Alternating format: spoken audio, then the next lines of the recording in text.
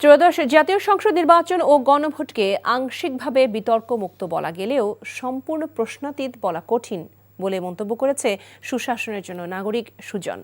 সংস্থাটি বলছে, দীর্ঘ সময় পর তুলনামূলকভাবে অংশগ্রহণমূলক ও প্রতিদ্বন্দ্বিতাপূর্ণ পরিবেশে নির্বাচন অনুষ্ঠিত হয়েছে, যা গণতান্ত্রিক বৈধতা বাড়িয়েছে।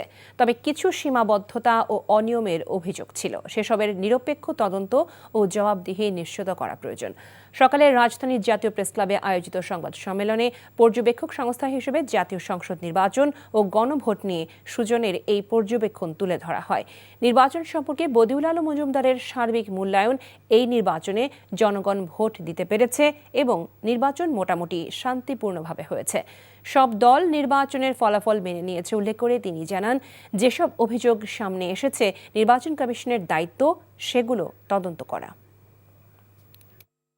অনেক প্রশ্ন আছে, কিন্তু সবচেয়ে বড় কথা মানুষ ভোট দিতে পেরেছে, নির্বিঘ্নে ভোট দিতে পেরেছে এবং দলগুলো ফলাফল মেনে নিয়েছে। 48টা বিষয় যেগুলো নিয়ে গণভোট হয়েছে এগুলো জনগণ অনুমোদন করেছে গণভোটের মাধ্যমে। তো আমি মনে করি যে তাদের শপথ না নেওয়ার কারণে জটিলতা সৃষ্টি হয়েছে।